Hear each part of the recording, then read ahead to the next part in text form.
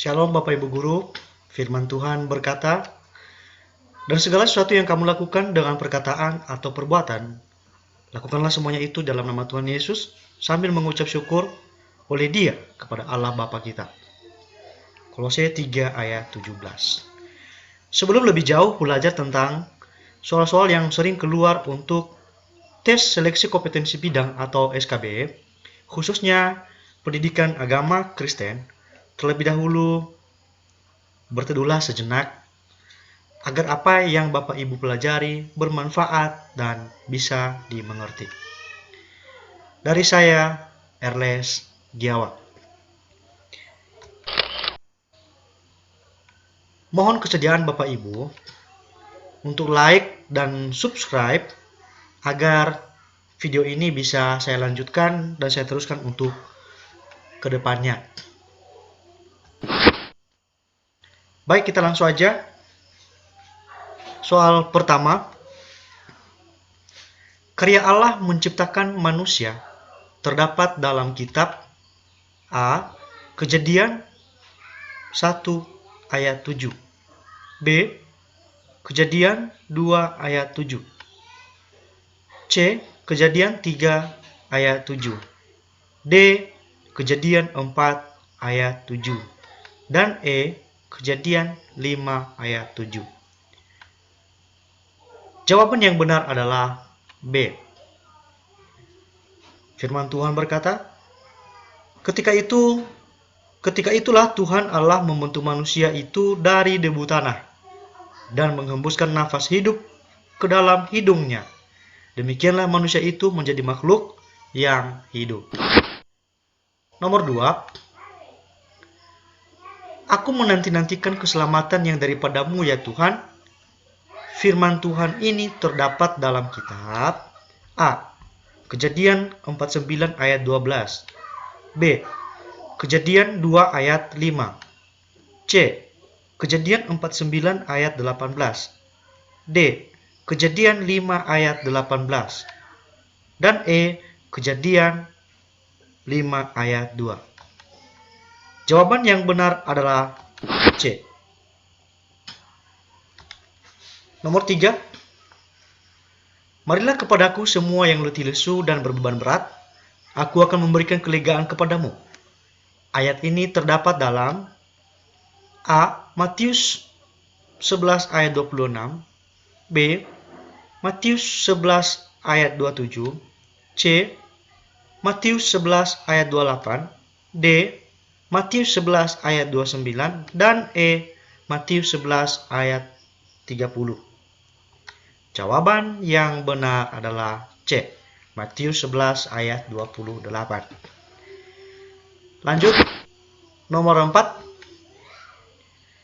Kisah pertobatan Rasul Paulus terdapat di dalam A. Kisah para Rasul 9 ayat 1 sampai 9. B. Kisah para Rasul 1 ayat 1 sampai 11. C.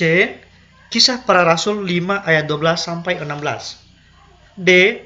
Roma 1 ayat 1 sampai 6. Dan E. Roma 2 ayat 16 sampai 22. Jawaban yang benar adalah A. Kisah para Rasul pasal 9 ayat 1 sampai 9. 5. Pada mulanya adalah firman. Firman itu bersama-sama dengan Allah dan firman itu adalah Allah. Ayat firman ini terdapat di dalam A. Yohanes 1 ayat 5. B. Yohanes 1 ayat 4. C. Yohanes 1 ayat 3. D. Yohanes 1 ayat 2. Dan E. Yohanes 1 ayat 1. Tentunya teman-teman semua sudah tahu ya jawabannya ini. Jadi jawaban yang sebenarnya adalah E. Yohanes 1 ayat 1. Sebelum kita lanjut, teman-teman juga yang belajar di sini boleh buka-buka Alkitab untuk membuktikan setiap jawaban yang kita cantumkan di sini. Barangkali ada perbedaan-perbedaan di pemikiran Bapak Ibu semua. Oke, kita lanjut nomor 6. Dan keselamatan tidak ada di dalam siapapun juga selain di dalam Dia, sebab di bawah kolong langit ini tidak ada nama lain yang diberikan kepada manusia yang olehnya kita dapat diselamatkan.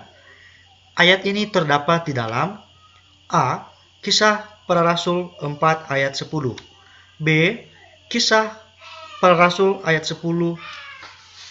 Kisah Para Rasul 10 ayat 4. C. Kisah Para Rasul 13 ayat 4. D. Kisah Para Rasul 4 ayat 12. Dan E. Kisah Para Rasul 12 ayat 4. Jawaban yang benar adalah D. Kisah Para Rasul pasal 4 ayat 12. Lanjut nomor 7. Inilah darahku, darah perjanjian yang ditumpahkan bagi banyak orang. Perkataan ini diucapkan Yesus ketika di A. Getsemani. B. Perayaan Paskah. C. Perjamuan malam. D. Di bukit. Dan E. Perjamuan kudus. Ayo, apa jawabannya? Jawaban yang benar adalah B. Kita lihat sedikit. Sebelum Yesus ditangkap, dia bersama-sama dengan murid-muridnya pada malam perayaan Paskah orang Israel. Teman-teman sudah lihat kan jawabannya? Pada malam perayaan Paskah orang Israel. Mereka juga turut merayakannya di sebuah rumah dekat kota Yerusalem. Jadi Bapak Ibu nanti yang belajar di sini bisa baca-baca di Matius 26 ayat 17 sampai 29. Jadi jawabannya adalah B. Ketika di perayaan Paskah. Nomor 8.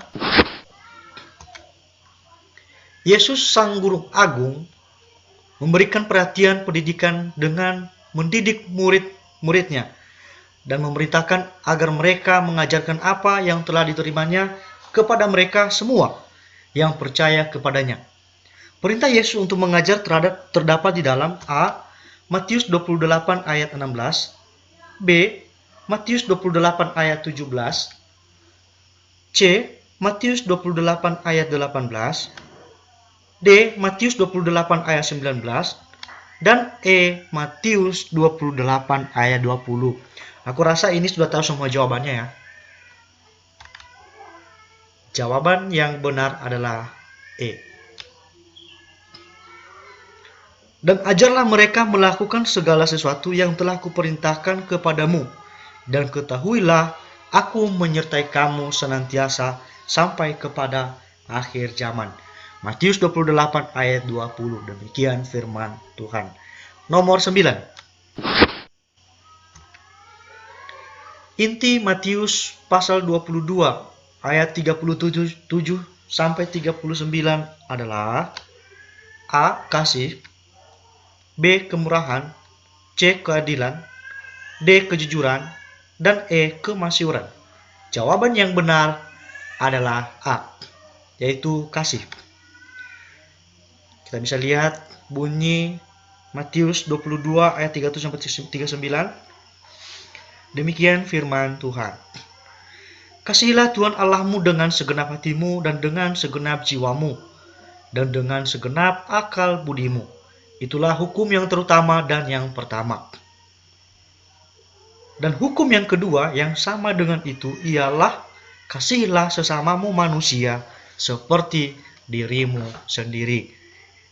Matius pasal 22 ayat 37 sampai 39. Jadi jawabannya A. Aku rasa teman-teman sudah tahu semua ini ya, karena ini sangat mudah. Tapi apa iya? Oke, lanjut ke nomor 10. Soal nomor 10. Janganlah kamu menyangka bahwa aku datang untuk meniadakan hukum Taurat atau kitab para nabi. Aku datang bukan untuk meniadakannya, melainkan untuk menggenapinya. Ini terdapat di dalam A. Matius pasal 5 ayat 6. B. Matius pasal 5 ayat 7. C. Matius pasal 5 ayat 8. D. Matius pasal 5 ayat 9. Dan E. Matius pasal 5 ayat 10. Jawaban yang benar adalah B. Oke. Lanjut teman-teman, nomor 11. Inti dari kitab Daniel pasal 9 ayat 24 sampai 27 merupakan, ini sering keluar ya teman-teman. A. Nubuatan tentang kedatangan Yesus. B. Nubuatan tentang kematian Yesus. C. Nubuatan tentang kebangkitan Yesus. D. Penghakiman bangsa-bangsa bebal. Dan E. Janji akan fajar yang baru. Jawaban yang benar adalah A. Kita lihat sedikit kutipan dari ayat 24-27. Yakni bahwa Yerusalem akan dipulihkan dan dibangun kembali sampai pada kedatangan seorang yang diurapi, seorang raja, ada 7 kali 7 masa, dan 62 kali 7 masa lamanya. Kota itu akan dibangun kembali dengan tanah lapang dan paritnya, tetapi di tengah-tengah kesulitan. Sesudah ke-62 kali 7 masa itu akan disingkirkan seorang yang telah diurapi, padahal tidak ada salahnya apa-apa. Berarti ini merupakan jelas bahwasanya jawabannya A. Nubuatan tentang kedatangan Yesus. Oke. Lanjut nomor 12. Kata Yesus kepadanya, "Akulah jalan dan kebenaran dan hidup. Tidak ada seorang pun yang datang kepada Bapa kalau tidak melalui aku." Tertulis di dalam, ini teman-teman sebelum kita masuk ke optionnya, soal ini sering sekali keluar ketika ujian-ujian, baik itu ujian PPG dan ini juga SKB, sesuai dengan pengalaman pribadi ya. Oke, option pertama, A. Yohanes 3 ayat 14, B. Yohanes 14 ayat 6, C. Yohanes 3 ayat 16, D. Yohanes 16 ayat 3, dan E. Yohanes 14 ayat 16. Jadi jawaban yang benar adalah B. Yohanes pasal 14 ayat 6. Lanjut. Nomor 13. Mintalah, maka akan diberikan kepadamu. Carilah, maka kamu akan mendapat. Ketoklah, maka pintu akan dibukakan bagimu. Ayat ini terdapat di dalam, saya yakin semua teman-teman pasti sudah tahu. A. Matius pasal 7 ayat 7. B. Matius pasal 7 ayat 8. C. Yohanes pasal 7 ayat 7. D. Yohanes pasal 7 ayat 8. Dan E. Markus pasal 2 ayat 8. Jawaban yang benar adalah seperti yang teman-teman ketahui. Jawabannya adalah A. Matius pasal 7 ayat 7. Lanjut. Nomor 14. Jemaat mula-mula lahir setelah peristiwa A. Kelahiran Yesus, B. Pertobatan Petrus, C. Turunnya Roh Kudus, D. Pertobatan Saulus, E. Murid-murid menerima kuasa. Jawaban yang benar adalah C. Kita lihat sedikit ulasan. Gereja atau jemaat mula-mula dimulai 50 hari sesudah kebangkitan Yesus. Jadi sekitar tahun 30 sampai 34 Masehi. Yesus sudah berjanji bahwa dia akan mendirikan gerejanya. Terbukti di dalam Matius pasal 16 ayat 18. Dan dengan datangnya Roh Kudus pada hari Pentakosta. Kisah Para Rasul pasal 2 ayat 1 sampai 4. Jadi gereja merupakan kumpulan yang dipanggil keluar. Jadi secara resmi jemaat mula-mulanya di sini dimulai. Jadi itu ditandai pada saat turunnya Roh Kudus. Jadi jawabannya adalah C. Lanjut, 15. Hubungan Rasul Paulus dengan hukum Taurat adalah, ini juga soal-soal yang sering keluar ya kawan-kawan, ditandai ya. A. Sebelum Saulus bertobat, dia ahli hukum Taurat. B. Saulus murid seorang Gamaliel. C. Saulus menentang hukum Taurat. D. Saulus tidak mengakui hukum Taurat. Dan E. Paulus percaya hukum Taurat. Hubungan Rasul Paulus dengan hukum Taurat adalah apa ini teman-teman? Kalau A, benar. B juga benar. C apa iya? Jawaban yang benar adalah A. Kisah Para Rasul 22 ayat 3. Aku adalah orang Yahudi, lahir di Tarsus, di tanah Kilikia, tetapi dibesarkan di kota ini, dididik dengan teliti di bawah pimpinan Gamaliel dalam hukum nenek moyang kita, sehingga aku menjadi seorang yang giat bekerja bagi Allah, sama seperti kamu semua pada waktu ini. Nah, jadi jawabannya A. Sebelum Saulus bertobat, dia ahli hukum Taurat. Dia ahli hukum Taurat di bawah pengajaran seorang tokoh besar Yahudi pada saat itu, yaitu Gamaliel. Lanjut nomor 16.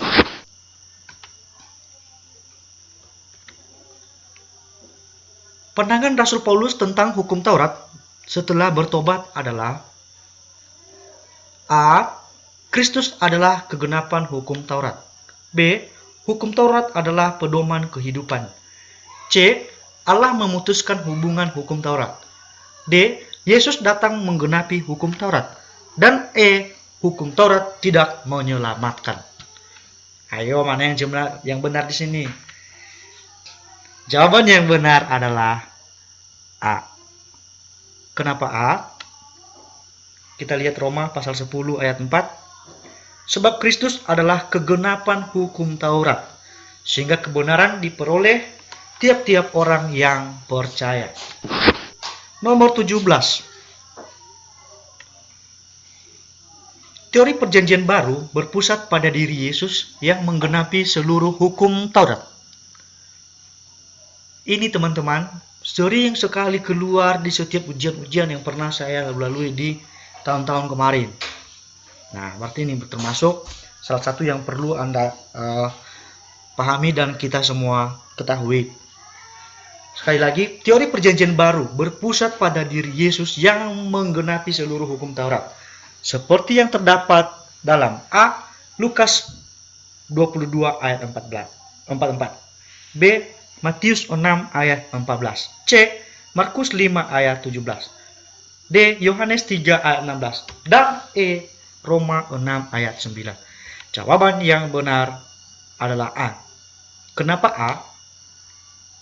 Ia berkata kepada mereka, inilah perkataanku yang telah kukatakan kepadamu ketika aku masih bersama-sama dengan kamu, yakni bahwa harus digenapi semua yang ada tertulis tentang aku dalam kitab Taurat, Musa, dan kitab Nabi-Nabi, dan kitab Mazmur. Itulah bunyi daripada Lukas pasal 24 ayat 44. Jadi barangkali teman-teman ayat bunyinya ini tidak hanya ditulis di dalam Lukas ya, atau yang memiliki pengertian yang sama. Artinya inti daripada ayat firman Tuhan ini merupakan teori perjanjian baru yang berpusat pada diri Yesus yang menggenapi hukum Taurat. Nah, jadi ada juga nanti di Injil Matius, ada di Yohanes, dan bahkan ada juga di Markus. Cuman bunyi teksnya berbeda-beda tapi memiliki makna yang sama. Tapi karena dari option ini yang lebih tepat bagian A, jadi jawabannya adalah A. Lukas pasal 24 ayat 44. Lanjut nomor 18. Yesus adalah Allah dalam daging manusia. Tercantum dalam ayat Alkitab antara lain pada A.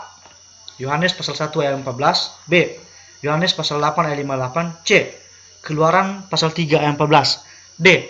Yohanes pasal 3 ayat 16, dan E. Markus pasal 3 ayat 14. Jawaban yang benar adalah A. Firman itu telah menjadi manusia dan diam di antara kita, dan kita telah melihat kemuliaannya, yaitu kemuliaan yang diberikan kepadanya sebagai anak tunggal Bapa, penuh kasih karunia dan kebenaran. Firman itu telah menjadi daging dan tinggal di antara kita. Yohanes pasal 1 ayat 14. Jadi teman-teman jawabannya adalah A. Baik, sebelum kita lanjut teman-teman, barangkali sampai di sini saja dulu. Satu harapan dari saya, kepada teman-teman semua, dukung saya dalam mempublikasikan berbagai soal-soal, khususnya materi-materi seleksi kompetensi bidang atau SKB, terutama pendidikan agama Kristen, untuk seterusnya. Jadi saya akan bagikan soal-soal terupdate baru 2020 berdasarkan pengalaman teman-teman yang sudah siap ujian SKB Pendidikan Agama Kristen 2020. Jadi apabila teman-teman mendukung saya, jadi caranya like video ini, subscribe, seterusnya berikan klik tanda lonceng agar teman-teman tidak ketinggalan ketika saya ada update terbaru tentang soal-soal PAK. Karena rencana saya 1 hari sampai 2 hari ke depan saya update lagi soal-soal SKB Agama Kristen Protestan, agar kita semua yang belum ujian atau teman-teman yang masih belum ujian punya bahan-bahan dan menjadi semakin matang. Seterusnya, komen. Jadi komen untuk memberikan masukan kepada saya sendiri dan saran yang memperbaiki. Sekian dari saya ucapkan terima kasih. Saya doain teman-teman yang belajar di sini lolos deh CPNS di 2020 dan dapatkan NIP. Ingat, lebih daripada itu semua, tetap andalkan Tuhan. Tuhan Yesus memberkati kita semua. Amin.